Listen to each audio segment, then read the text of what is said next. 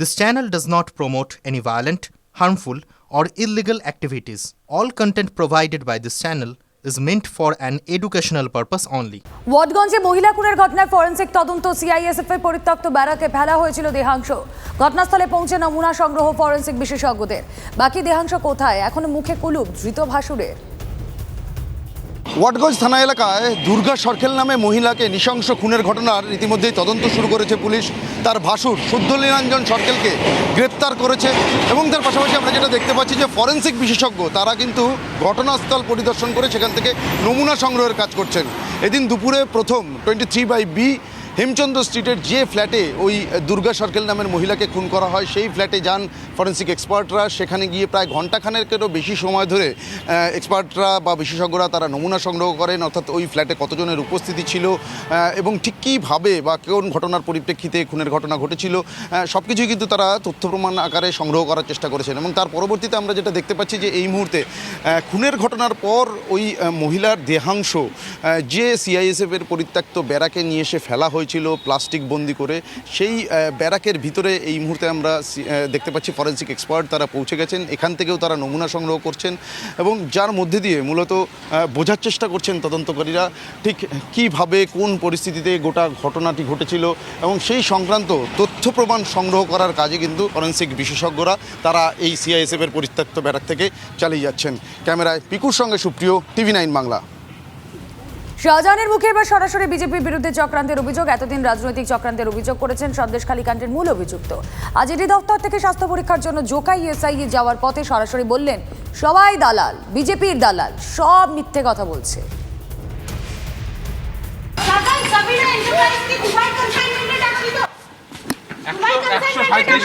সব মিথ্যে কথা কেন বলছে?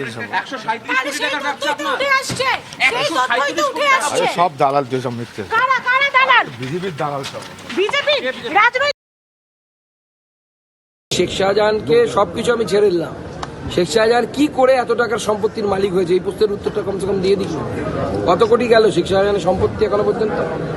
তার সাথে মেয়েদেরকে পিঠে বানানোর জন্য পার্টি অফিসে ডাকা, অত্যাচার করা। সবার আগে তো নাগরিক কিনা ভারতবর্ষে এটা নিয়ে টানাটানি শুরু হবে এরপরে।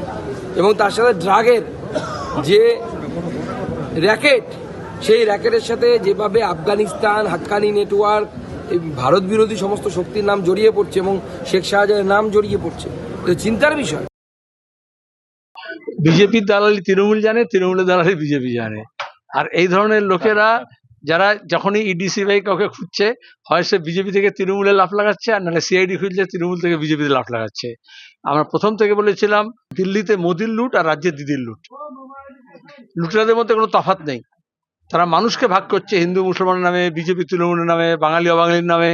তো লুটের বকরা সবাই পাচ্ছে। এই শাহজাহান এখন ধরা পড়েছে, তাহলে দেখতে এর মধ্যে ইডিসিবিআই ওকে চিঠি দিত আর শুভেন্দুর হাত ধরে বিজেপি ঝান্ডা ধরে নিত। আমাদের দেশে এবং আমাদের রাজ্যে এই দুর্নীতিলব্ধ টাকা, গরিব মানুষের লুটের টাকা এদেশ বিদেশ ঘুরে সব জায়গায় পাচার। তদন্ত হচ্ছে একটা জিনিস, সারা ভারতবর্ষের লোক জানে, সারা বাংলার লোক জানে যে সন্দেশখালীতে কি হয়েছে। এখন কে কি বললো না বলে তার দ্বারা তো নিজেকে রক্ষা করা যাবে না। শাহজাহান, নূরজাহানদের ঘটনা সব দেখে ফেলেছে পশ্চিমবঙ্গের মানুষ। জোকাই এসআই হাসপাতালে শাহজাহানকে দেখে চোর চোর স্লোগান। স্বাস্থ্য পরীক্ষার জন্য আজ জোকাই এসআইতে নিয়ে যাওয়া হয় শাহজাহানকে। স্বাস্থ্য পরীক্ষার পর বের করা হলে তাকে দেখে চোর চোর স্লোগান ওঠে, বিক্ষোভ দেখান লোকজন।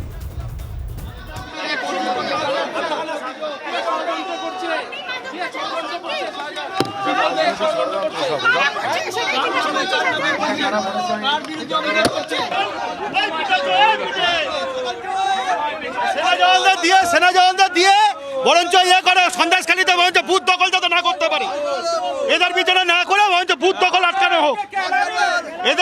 এদেরকে না নিরাপত্তা দিয়ে বরঞ্চ বুথ নিরাপত্তা দেওয়া হোক। এদেরকে গুলি করে মেরে দেওয়া হোক আর নাহলে টিয়ার জেলে পাঠানো হোক। এদেরকে সন্দেশখালী তাস করে রেখেছিল এতদিন ধরে। এদেরকে সেনা জওয়ানদের বুথ দখল করতে যাতে না করতে পারে, সে সেনা জওয়ানদের বুথে পাঠানো হোক আর এদেরকে তিয়ার জেলে পাঠানো হোক, নাহলে ইনকাউন্টার করে মেরে দেওয়া হোক। চোর কেন বলবে না? মা বোনে যে ইজ্জত নষ্ট করেছে, চোর বলবে না তো কি করবে? ব্যবসায়ীকে কুপিয়ে খুনের ঘটনায় ফুঁসছে কোচবিহারের তুফানগঞ্জ। রাস্তায় আগুন জ্বেলে প্রতিবাদ। জাতীয় সড়ক অবরোধ, অভিযোগ রাতে দোকান বন্ধ করছিলেন ব্যবসায়ী সজল সাহা। হঠাৎই পেছন থেকে ধারালো অস্ত্র নিয়ে চড়াও হয় যুবক, মাথায় বুকে কোপ মারে। রক্তাক্ত অবস্থায় দোকানের সামনে লুটিয়ে পড়েন ব্যবসায়ী। হাসপাতালে নিয়ে গেলে মৃত ঘোষণা করেন চিকিৎসকেরা। ঘটনায় আতঙ্ক ছড়িয়ে পড়ে এলাকায়। দোকানপাট বন্ধ করে দেন ব্যবসায়ীরা। কে কী কারণে খুন করলো তদন্তে পুলিশ। অভিযুক্তের খোঁজেও পুলিশি তদন্ত শুরু।